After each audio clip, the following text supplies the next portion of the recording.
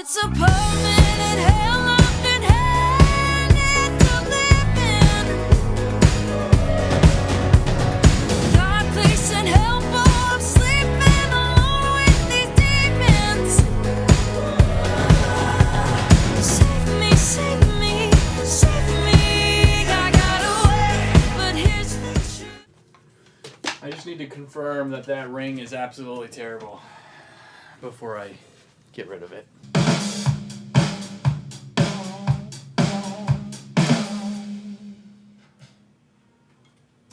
Yep. Terrible. How do you say terrible in Greek? Haya. Hiya. Hiya. Fucking hiya, dude. Okay, so we're switching things up on the drums today. I'm getting a little bit of a different drum sound and moving mics around. So if you haven't seen, I have this crazy contraption here. This is a bunch of different parts from Triad Orbit. I have it set up so I have 5 different microphones on one single stand that I can move. But since I'm moving some things around, today's a good opportunity to try something new that just came out. These are new mic rim mounts, and they're supposed to be like the bee's knees. I've never been a big fan of drum mounted microphones. It's generally pretty hard to put a microphone on a thing that you're hitting and not have it capture the vibration or the rumble from the thing that you're hitting. But supposedly these have done a bunch of insane testing to account for that. This is what it looks like. It's kind of a crazy, intense design here. But yeah, you can adjust for the size of the rim. Let's just go ahead and try it on, here, I'll try it on this dummy drum that's just sitting here. Now these are made by Tonal Audio, so that seems to work pretty great. Clip right on there. And this is almost like a, what's the name of it? They call it a rim mount, but this is like a grip clamp. And even though it's made by Tonal Audio, it's designed to work with basically any microphone. Okay, I see. So this bottom part here is on a ball, so you can adjust this to pretty much any position. That's going to be helpful depending on if you're using like a big, large condenser or something. Oh, cool. So also when you tighten this hinge here, it also tightens and loosens the top part, that the attachment that the microphone goes on. Or I guess it tightens all 3 somehow. It's tightening this ball bearing, and the center grip. And the center grip actually has teeth on it, so it's locking in. So this is like very over-engineered, which us audio guys appreciate. So I'm going to take off this tom mic, which is another part of the Tonal Audio family here. This is a large diaphragm condenser, and it's got low pass at 12K and 5K, and then it's got a high pass at 80 and 140. Now on this, the capsule is front facing like this, and it's just one polar pattern cardioid. So I'm going to attach this. I can't even describe how strong this is on there. Bring it back a little bit.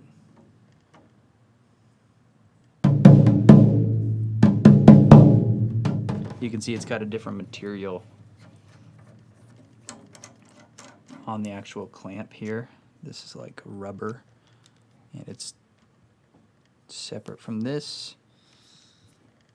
It's pretty intense. Okay, let's put it on the old rack tom here. Look at this.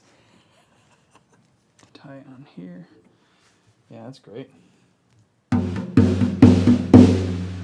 Now we'll just see how. So one of the other things that they accounted for when making these, apparently, is grip of the clamp being able to absorb vibrations, but also not touching on the drum head, because that, as you know, affects the sound of the drum, as pretty much everything does. It's very annoying. But this, as it grips down on it, has a very good solid distance away from the drum head that it is not even touching. So, good little note for you if that's something you're concerned about, as I was.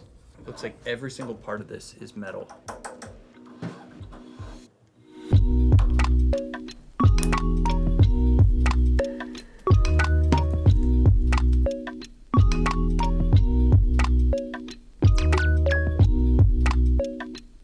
Quick reminder about the in-studio drum recording workshop we're doing right here in Nashville, Tennessee. If you haven't gotten your tickets yet, there's a few tickets left. I'm just gonna put a discount code for anyone who sees this video down in the description or pinned in the comment.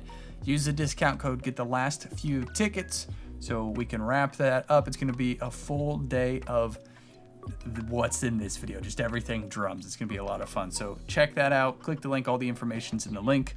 All right, back to the video. Okay, so we got the tom mics on the rim mounts. Let's get some levels on these drums. Nico's gonna play us a beat, maybe just play along with that track if you want. Because that's what I'm gonna be playing to anyway. It's real. Gotcha. It's a banger. All right.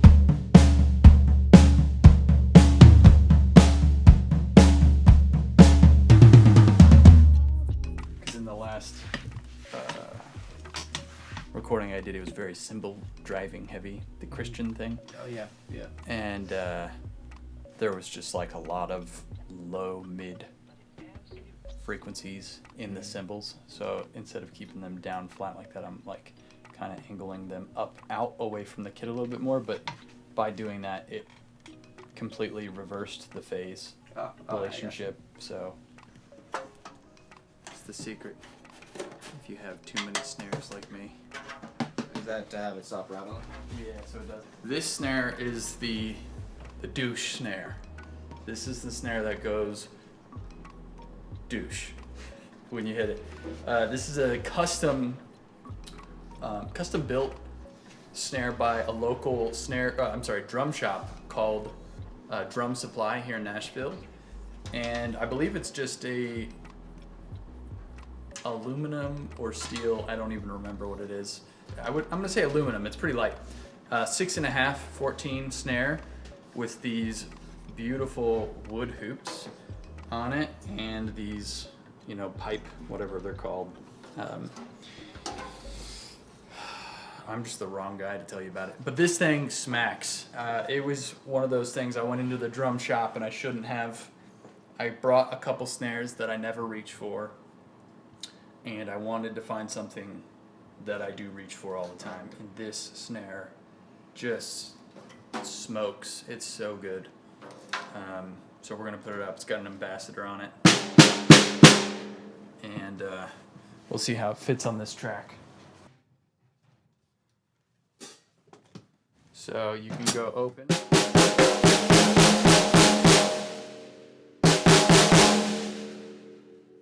Or you can go a little more. I wish I could remember what they call this snare. Their snares are called, or their drums are called Hello drums. But it's just Drum Supply in Nashville. So we'll listen to this thing in the context of the song and we'll get it tuned up and see what happens. Hopefully it's a fatty. This thing is all over the place. It's just... Right now it's perfect.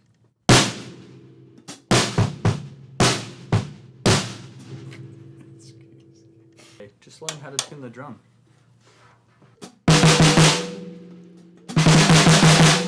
As a vision, a cool apparition, no permission, you're not welcome here. Your hands in hers, it's all I can think about is screaming out. Our hands were tied.